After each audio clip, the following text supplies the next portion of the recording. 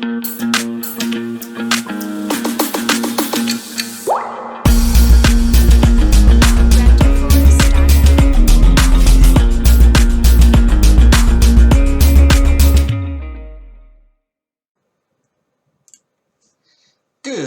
morning, YouTube. My name is LogNworld, and welcome back to another LogNworld reaction video. Today, we'll be reacting to another game theory about the mystery of Minecraft's haunted discs from the game series. Apparently, it just came out today, and it's already got 488,170 views, and a lot of likes as well. So, I figured, you know what? Why not? It's bound to be interesting. It's the game series. It's always interesting. But before we continue, I would like to ask you that you subscribe and turn on notifications and leave a like and a comment, question, or concern, or even a suggestion for more videos. And if you guys have like any videos that you would like to personally recommend, you guys can just email me, or if you guys have a like a rough sketch of like a character or a Pokemon you would like me to draw, you can just send it to me through Gmail and I'll make a video about it. Anyways, this video is 17 minutes and 32 seconds long. Let's hop into it, shall we? Since the beginning, there's been one mystery long unanswered in the world of Minecraft.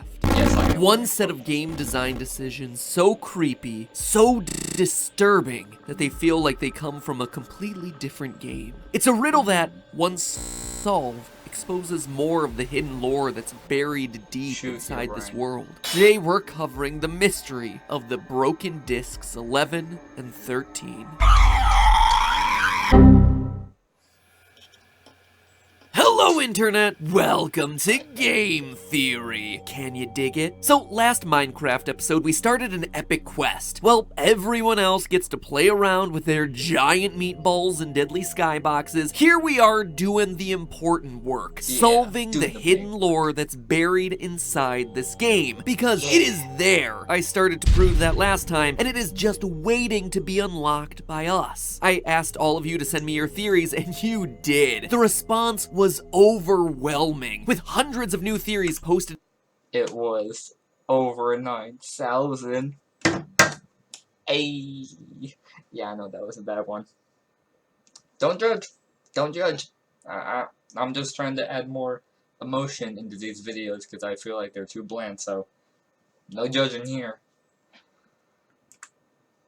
In the comments, as well as over on the Game Theorists subreddit. Everything from the origins of the pigmen to the literally burning questions of the nether. Keep them coming, guys. In full transparency, I'm still reading through them, and I'm working on compiling all the information to see where we go to next. But today, I actually wanted to tackle a Minecraft mystery that always bugged me personally, and one that I didn't see many theorists actually talking about when I made the call for theories. Today, I want to I have a theory.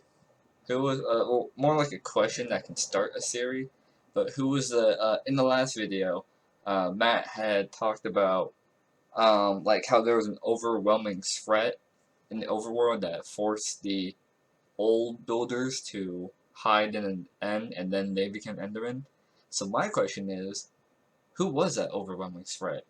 Can't be zombies, because that's easy to deal with.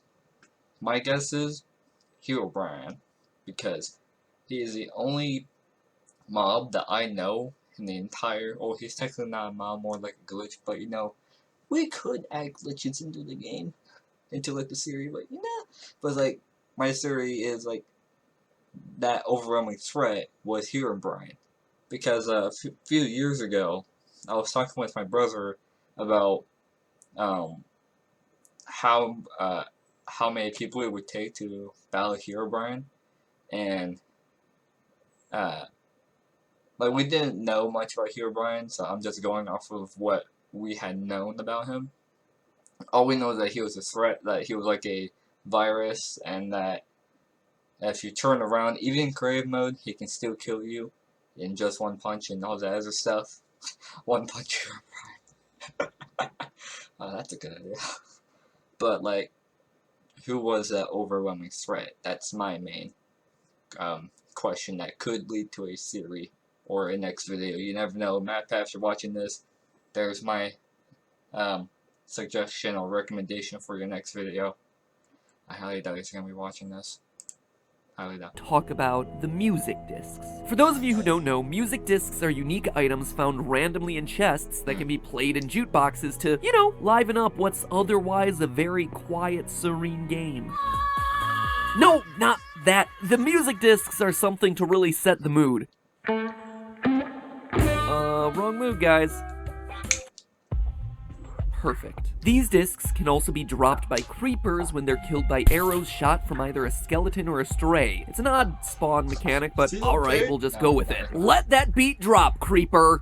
Literally, creeper, let it drop. You don't even have hands. How can you be holding this thing in the first place? Other than that, though, there's really no other way to obtain them. They can't be crafted, after all. Now, all of that isn't particularly interesting, right? But where this goes from just being another item to a full-on gaming creepypasta is right here. Discs 11 and 13. You see, most music discs in the game have fairly innocuous names in music, like Blocks,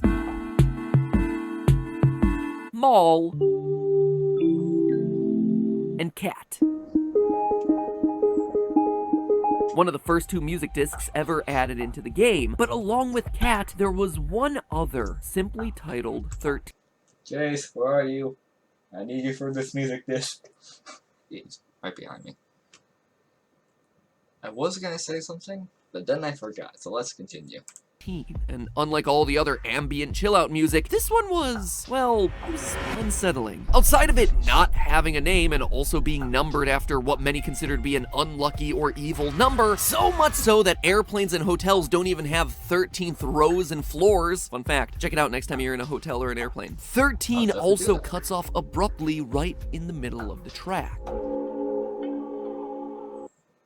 And when it comes back, we're suddenly hit with echoey, otherworldly noises, leading many people to assume that this was a record left by the alien-like Enderman. But then the mystery got even deeper. When version 1.0.0 came out, 9 more music tracks were added to the game, with yet another disc going unnamed. This time, it was disc 11. And where number 13 was mildly unsettling, 11 outright screams to us that we're not in the overworld anymore, friend.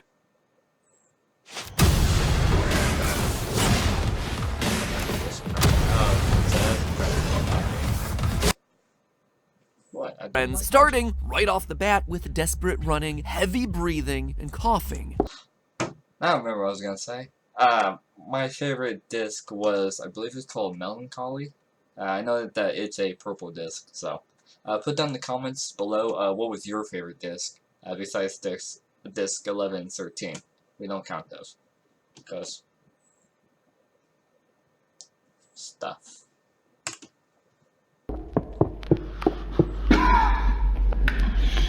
And here all along, I thought that Minecraft was for kids. Can you imagine finding this as a child playing this game, putting it on the jukebox, being excited to hear what you just found, and then what? You suffer from PTSD because of what you hear. Actually, I probably don't even have to ask you to imagine this sort of thing. I'm sure many of you watching probably had that exact same experience when you were playing the game as a kid. Bring in the cuboidal nightmares. I fear no man, but that thing. It scares me. Adding to the mystery, 11 is broken, shattered to pieces. These two discs led many people to conclude one of two things. Either they were documenting someone who was attacked by Endermen, or they were of someone being chased around by Herobrine, the ghostly glitch that many say haunted the game's code in the early days of mining and crafting. But that's largely where the discussion of these things stopped. Guesses. To my knowledge, no one has truly taken a scientific look at analyzing these two discs to try and uncover the mysteries that they contain. So today I am doing exactly that, using a combination of audio analysis, visualization tools, metagame analysis, and just good old logic to try and end the childhood nightmare that was these two discs. And in the process, I'm hoping that what we find continues to unravel the mysteries of the deeper lore hidden within this game's files. Now, before we get into any deep analysis of the audio itself, I want to start by actually analyzing these soundtracks visually. As many of you may remember from my video, I just came up with an epic prank for anyone who likes Minecraft. So here's the prank. So you grab a loudspeaker and you connect it to a something you can play music on, and while the person's asleep, all sleepy and tired, like in the middle of the night, you sneak into their room, and you play both disc 11 and disc 13 at the same time, and see, and I have to put it on top volume too, and just see what they. I have to put it like right next to their head as well, just to scare them, and just see what happens. I just came up with a new experiment. Time for some science, like in 50 years, because I'm too lazy to do experiments in real life. I can do experiments in Minecraft. I've done tons of those. Let me tell you, trying to capture a creeper on console, it sucks.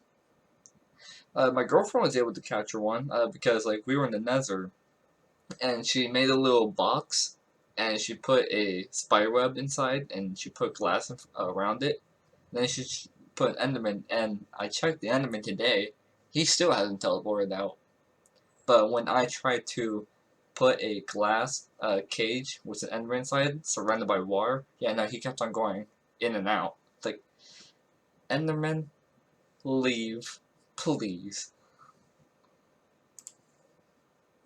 Video on the Fortnite Season 5 ARG, it's relatively easy to hide clues within audio files, but sometimes those clues aren't necessarily ones you're gonna hear. Oftentimes, they're ones that you're gonna see. They're called spectrograms, visual representations of the frequencies that you're hearing in a sound file. It's a technique that we've actually used a lot when creating clues for our Game Theorist ARG. Weird sounding audio files like this that, when changed into a visual format, give you everything from web addresses to secret passwords like this. Wait, what is this? What's this code? I wonder where that could lead to. Yeah, that's it. 7v7. No way. No way! I can't believe it! And we're gonna skip his ad just because it's an ad. Well, not like an actual ad, but he's still advertising stuff. But you guys can go watch the original video and go buy his merch if you want. But I'm not gonna be watching his ads for now. I've already seen his ads. Yes, I already watched the video. I'm just reacting to it again, okay? I literally just watched it like 54 minutes ago. So, I'm literally just watching it twice right after I just finished it. The only reason why I'm doing it again is because I realized that it would make great content if I reacted to it, but I have to pre-watch any video I want to react to make sure that there's nothing wrong with it. Find out that there was nothing wrong with this video. So like, who cares? Let's watch it. I've already seen it, but I've already seen everything else I've watched. Let's do it anyways.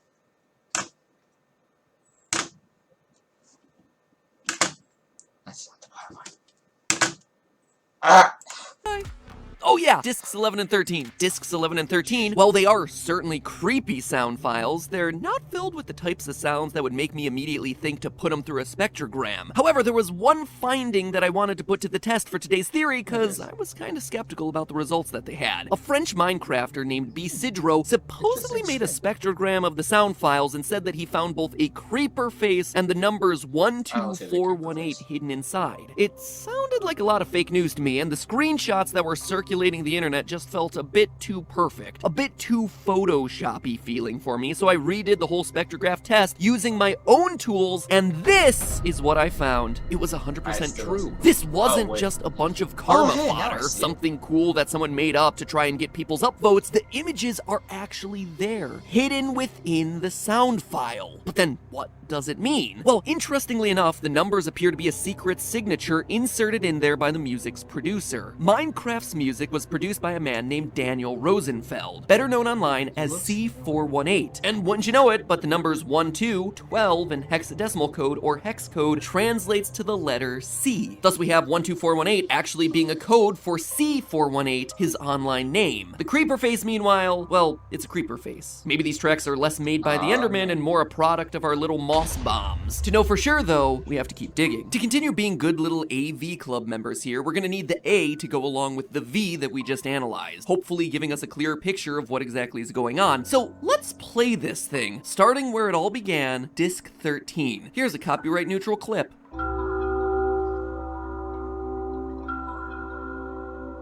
Okay, so obviously this takes place in a cave. We have sounds that are echoing, reverberating with wet dripping sounds and chimes. But we don't just have to speculate about this. What we're hearing in disc 13 are very clearly cave ambient sounds. The ones specifically programmed into the game to play when you're in a dark, eerie, underground place. Here's a moment from disc 13. And here's one of the matching cave ambience tracks. But it goes even further. Nowadays in Minecraft, there are 19 different cave ambience tracks. But back when disc 13 was first introduced, guess how many there were? 13. 13 isn't just a spooky number here, it's a reference to the number of cave ambient sounds that existed in the game. But what else are we hearing here? Well, at 143, there's the faint sound of a creeper hiss and explosion echoing through the cave. Here's the clip. And here's that iconic sound as we usually hear it in the game. It's immediately followed by the sound of someone falling into water and then staggering out. You can almost hear their footsteps. What it seems to suggest is a caver exploring a cave, running into a creeper, and then having to jump into a pool of water to avoid the ensuing explosion. He gets out, slightly injured, and then tries to find a place to hide. But there are two other audio clues here that are worth mentioning. The first happens at the 1 minute mark. You can actually hear faint sounds of arrows being shot. Here's the audio. And here's the sound effect in game. But while we hear 2 arrows being shot, we actually only hear one of them land in the ground. The other one remains silent, which suggests that it hit its target. Now, what mob is found in caves and also happens to fire arrows? Skeletons. Villagers. Now, remember something that I mentioned before. The music discs are found either in chests or via a very random mechanic of a skeleton stray arrow going on and killing a creeper. And what do we have in disc? Will Invisalign aligners really work for my smile? Is there a better alternative to braces? Only Invisalign aligners use Smart Track technology. It moves teeth more comfortably and predictably, and in many cases, it works faster than braces. I have to listen to an ad if I don't want to. Disc 13. In this one audio disc, we have a creeper exploding and a mob firing arrows at us. The reason creepers drop music discs when hit by skeletons or stray arrows, it's a reference to disc 13. The last thing worth noting here is the cutoff that I mentioned earlier. The disc stops abruptly after the arrows fire and picks up as the creeper starts hissing. It's a cutoff that's not only unsettling, but one that, wouldn't you know it, also happens at exactly 1 minute and 30 seconds into the track. 1-3, disc 13. Oh yeah, and wouldn't you know it, but the creeper starts to hiss exactly 13 seconds after that cutoff. It was really, no, if the series is correct, then that person who made that disc 13 was really trying to milk that Easter egg, I would call it. I don't know. You guys can put down in the comments if I'm saying, well, if you guys know what I'm trying to. Smart. But you guys can put down in the comments if I'm saying it correctly or if you guys know what I'm trying to say. If you guys don't, then I'm not going to go into explaining it, because even I don't know. And I'm the one saying it. But the creeper starts to hiss exactly 13 seconds after that cutoff. Slow clap, Daniel, slow clap. You use that number 13 to its fullest here. So those are all fun little Easter eggs, but why is it cut off? What are we missing? Well, for that, let's turn to disc 11, which is, quite honestly, a bit more straightforward. Somebody is running on stone, uses some metallic object that clicks, then uses a paper object based on the rustling we hear, before finally running away, first on stone and then either on dirt or gravel.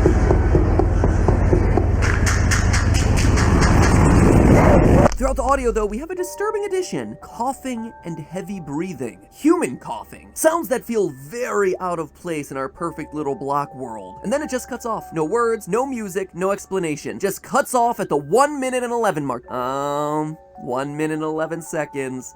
You don't get a second slow clap. But seriously, it's no wonder these things became a creepypasta in their own right. To throw something like this into a game that has a massive audience of 9-year-olds, and suddenly this becomes a complete horror show. Even as an adult, this feels like it belongs more in my creepy film theory episodes than in the realm of Diamond Minecart and Captain Sparkles. But okay, let's start working on identifying some of those mysterious sounds. It turns out that the easiest way to narrow down what we're actually hearing isn't audio analysis, it's game analysis. We know the metallic clicking has to be flint and steel by process of elimination. Disc 11 was officially added as a music disc on July 30th, 2010. Other metallic objects were actually added later, like the compass, which was introduced later that year in September, whereas flint and steel has been present in the game before it even had a numbering system. The same is true for the paper object. It can't be a map since maps didn't appear in the game until much later, April 27th, 2011, a full year after the disc was introduced, meaning that our caver would have to be using either paper or a book of some form. So he lights himself a fire and presumably starts writing on the paper or book, almost as if he's keeping a journal. And wouldn't you know it, but throughout Minecraft's extended lore, we have ourselves multiple instances of historians who document their findings in this world via journal of some sort. My last episode on Enderman, for instance, talked a lot about the Mob Bestiary, which was one such book written from the perspective of an explorer in this world. And more recently, in July of 2019, we got ourselves Minecraft: The Lost Journals, a novel which literally has ripped torn pages from an explorer named Nicholas who finds and gets trapped in locations like the Nether. Perhaps this person that we're hearing in the audio files is Nicholas. There's no really solid evidence to that, but it could very well be. Or perhaps any of the authors of any of the journals that exist in the Minecraft extended universe. We can't quite be sure who it is, but we can be sure that these two discs connect with each other. They're telling the same story. Despite there being less reverb in Disc 11, we know that it's also taking place in a cave based on the types of blocks our adventurer is running on. Dungeons contain cobble and mossy cobble. Strongholds didn't exist back then, and we're not hearing ourselves any grass, only stone and dirt, meaning that probability says it's most likely a cave. Could it be the same cave that we heard back in Disc 13? Well, when you look at the events, it seems to continue the story that was set up in Disc 13. Disc 11 slots in perfectly at the breakpoint that we hear in Disc 13. Our cave explorer gets attacked by arrows from a skeleton at the beginning of 13. The audio breaks, but when we pick up back in Disc 11, we hear him running away, presumably escaping the arrows to a safe area where he can light a fire and record the findings in his journal. However, he's caught off guard by a creeper that causes him to get up and run away, and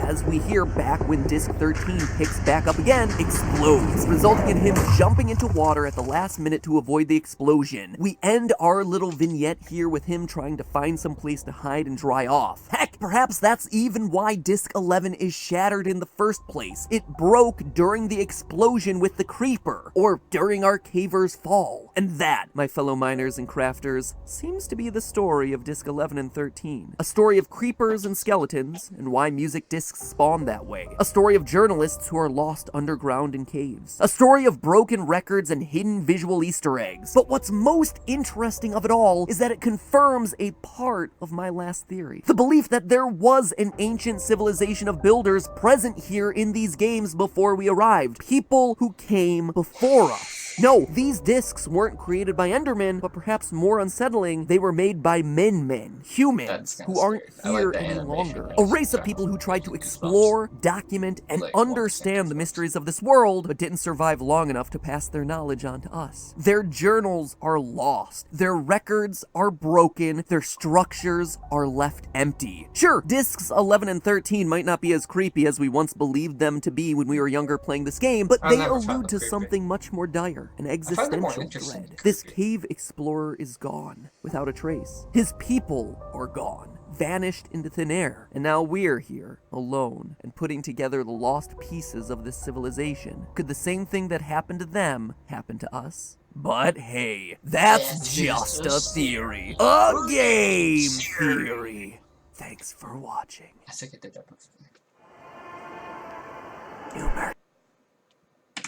Anyways, everyone, that's all we have for today's video. I hope you enjoyed the video. My opinions were...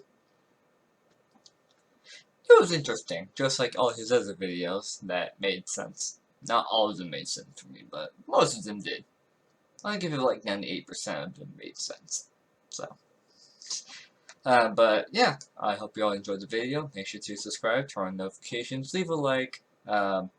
Also, I have a very important question for anyone that actually decided to watch.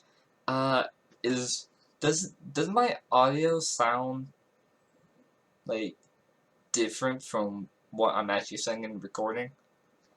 Because I've noticed that when I'm recording, I'm looking at myself on OBS Studio right now, and my audio, it's not that it's I think it's because I just don't, I think like the video is going a little slower than I'm actually saying it. Like, I'm just testing right now. My arms are doing pretty well. They're going at the exact same speed I'm going in real life. But I think it's just me. Is it just me?